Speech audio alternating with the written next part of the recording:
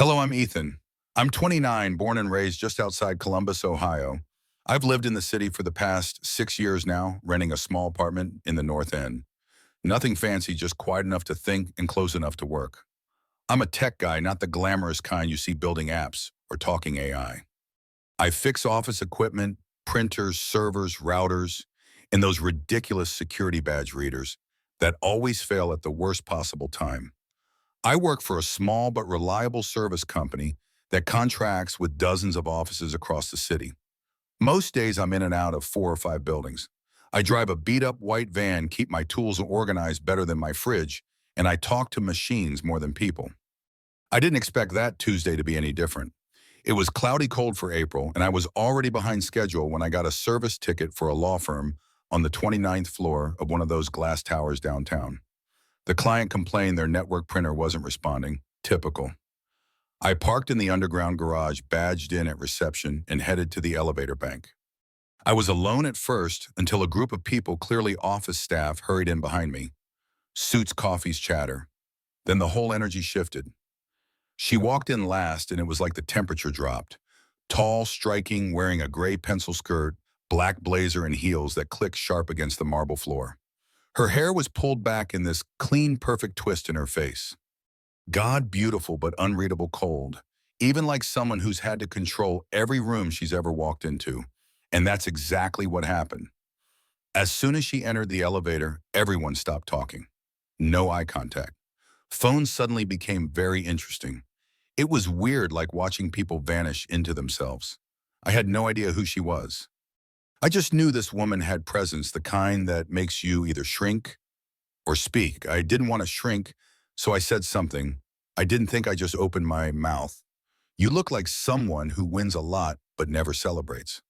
Yeah, that's what I said out loud in a full elevator and instantly regretted it. No one laughed. No one even breathed. She turned her head, slightly looked right at me. For a second, I honestly thought she might tell me to shut up or worse.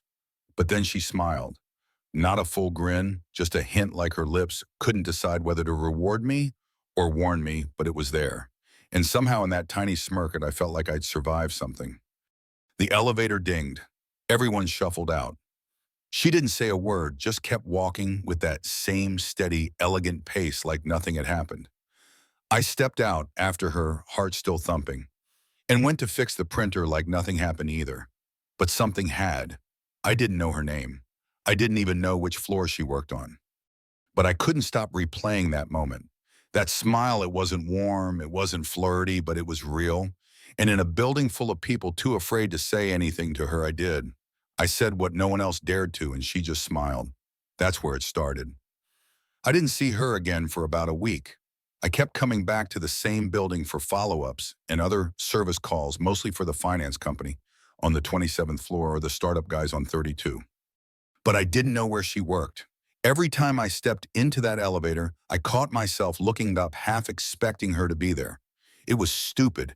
I didn't even know her name for all I knew. She was some executive who lived 3 floors above the rest of humanity, and yet that split-second smile stuck with me like something I couldn't explain. Then the next Friday I saw her again. I was in the downstairs coffee shop picking up a black coffee. No sugar, no cream, 'cause I'm boring like that. The place was buzzing with suits, earbuds, phones. I was staring at the screen with people's names when I felt it. That shift in energy again. I didn't need to look up to know it was her. The whole place got quieter by a notch. Not silent, but tense, like someone had just walked in who didn't have time for anyone else's nonsense. I turned my head.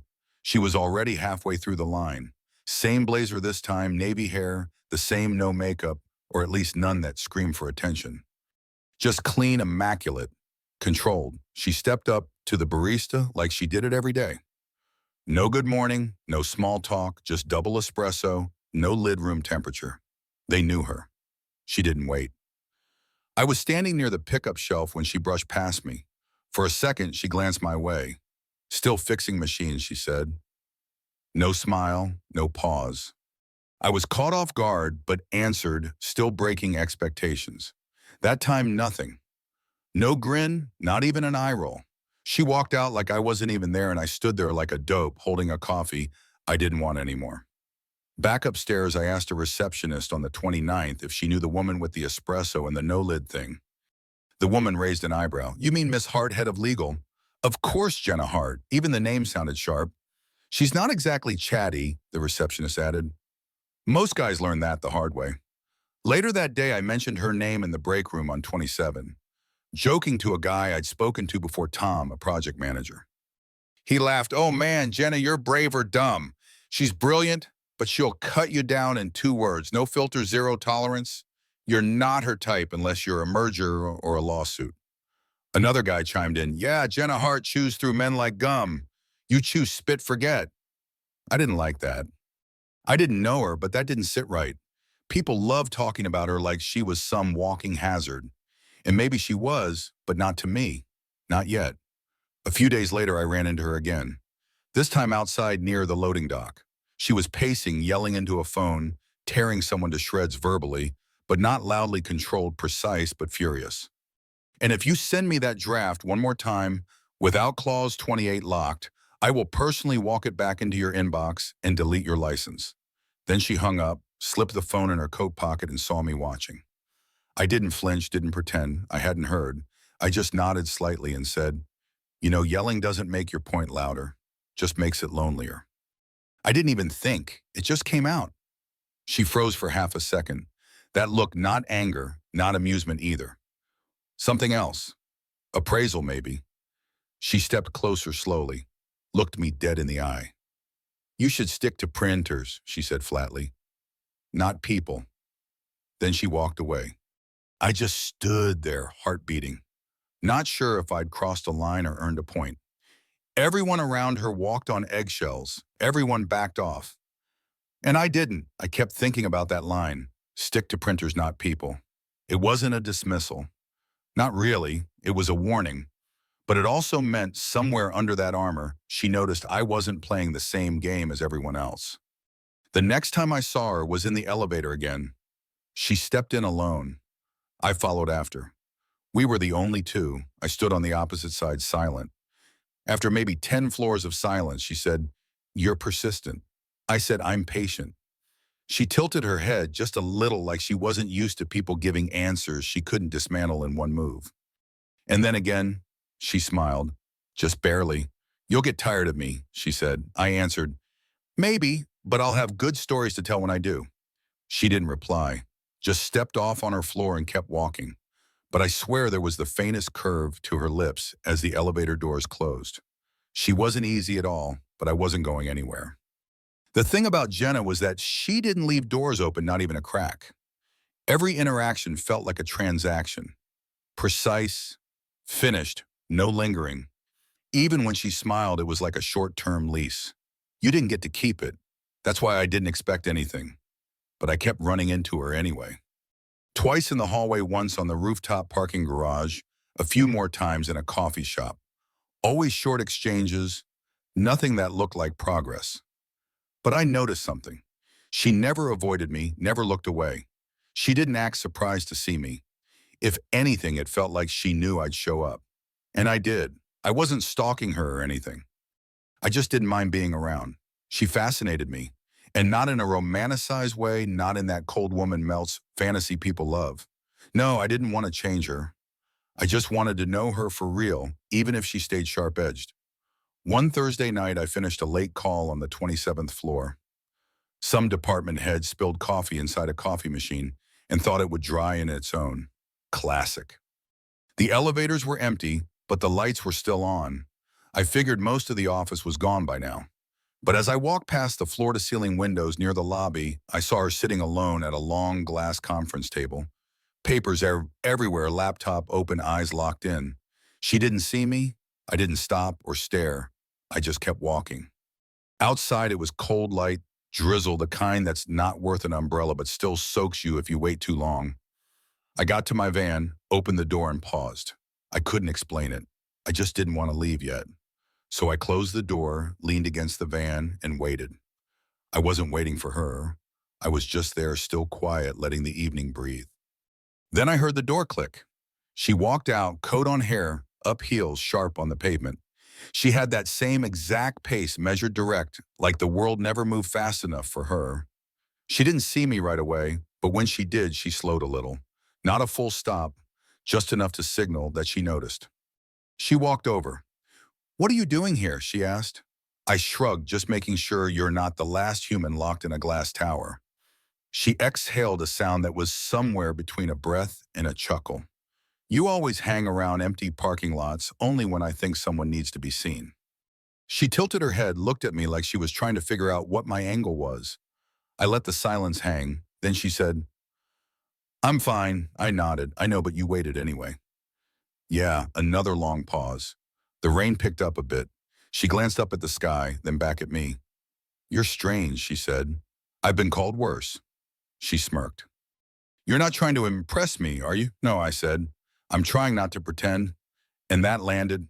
She looked at me for a beat too long, like she was reading something on my face that she hadn't expected. Then she said, "Get in the car. You're going to catch pneumonia out here." It wasn't a flirt. It wasn't soft. It was a command. I obeyed. Inside, the car was silent. Neat, leather seats, no smell, no music. She didn't start the engine. She just sat there staring ahead through the windshield. "I don't do small talk," she said.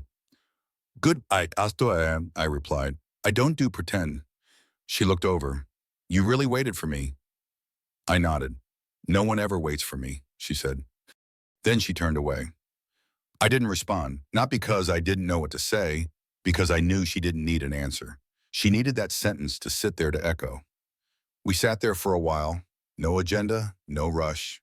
Then she started the car and said, "Come by tomorrow, my office 11 for what I don't know yet."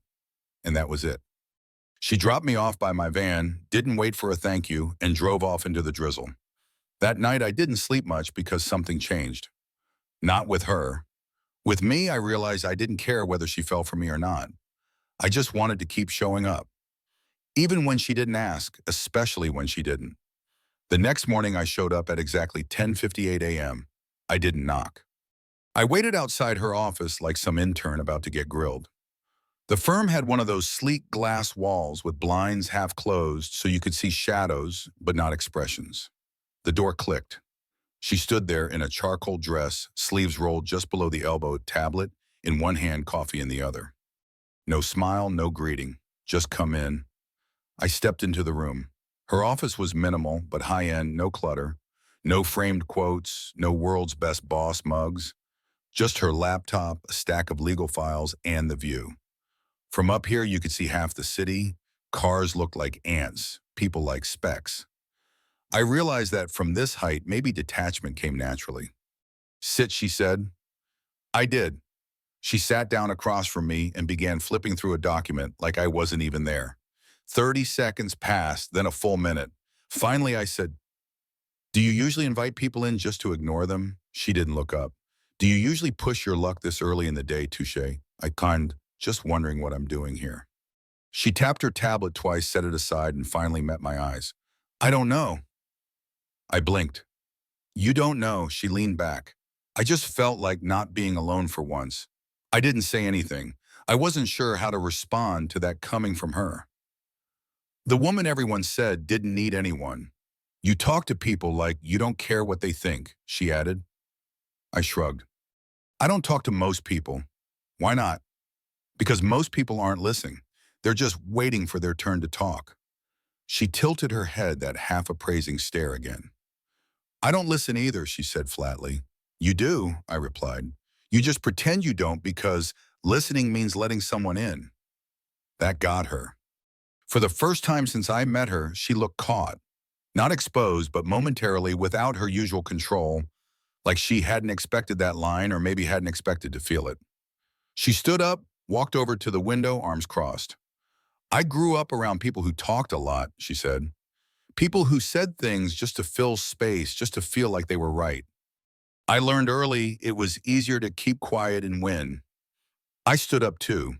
"But what's the prize for that?" I asked gently. "Silence, distance. Being so high up, nobody can reach you." She didn't answer. I walked over to stood beside her, not close, just near enough. You act like the world owes you something, I said, but it doesn't. And you know that. You just forgot how to stop fighting. She didn't move. Not a flinch. But her jaw tightened and still I kept going. You don't scare me, Jenna. Not because you're not sharp or intimidating. You are, but because I see what's underneath. Finally, she turned and she looked different. Not softer, not broken, just real. There was no act left. No role. Just her. Stripped down to the one truth she couldn't hide from. In that moment, I saw her. Not the version people avoided, not the image she maintained, but the human underneath. And then she smiled, not the sarcastic smirk, not the cold, amused one I'd seen before. A real smile, small, said honest. You're the first one who didn't run, she said. I didn't respond. I didn't need to. She sat back down. You ever go for lunch during work hours? I raised an eyebrow. Not unless a client buys. She opened a drawer, pulled out her bag, and stood up. My treat. We walked 2 blocks to a quiet spot she liked. No one from the office would be there, she said. She ordered a sandwich. I got soup, no wine, no lingering, just a meal. Simple. We talked about music, movies, stupid things from childhood. She didn't talk about her job. I didn't mention printers. She laughed once. I don't even remember what I said, but I remember that sound. At one point, she said, "You're still going to get tired of me." I shook my head. You keep saying that like it's your defense. It is, she admitted. If I say it first, it won't hurt when it happens. I looked her right in the eye. You think you're protecting yourself, but you're just preparing to be alone. Again, she said nothing, but I could tell she heard every word. That afternoon, she didn't invite me up. No lingering touch, no goodbye kiss. She just said thanks for lunch and walked away. And that was enough because I knew something had changed. Not everything, not overnight, but something cracked. And I was there to see it because I said something no one else dared to. And she smiled. We didn't become a couple overnight. There was no dramatic kiss in the rain, no big confession, no slow motion moment where everything suddenly changed. What happened between me and Jenna happened the way real things usually do, quietly, inconsistently, and with a lot of hesitation. After that lunch, we started seeing each other. Not officially, not romantically at first. She called it a few conversations over food. I didn't argue. We'd meet for a coffee on Fridays, sometimes for a quick lunch during the week. And once, just once, I helped her carry groceries from her car to her condo. That was the first time I saw where she lived. It was spotless. Of course, everything in straight lines, muted colors, no photos on the walls, no clutter on the counters. It felt like a place made for work, not for rest, like a model home nobody had ever really lived in. Nice place, I said. Thanks. I don't like mess. I wanted to ask if she liked comfort, but I didn't. Instead, I noticed her fridge had nothing but mineral water salad containers and a half-used jar of almond butter. I made a joke about it, and she laughed. We spent that evening on her couch, not talking much, just being. I didn't touch her. She didn't lean in, but she didn't ask me to leave either. By the end of the 3rd week, we started texting every day. Still dry, still her style. Short, efficient messages, but they were consistent. She didn't ghost.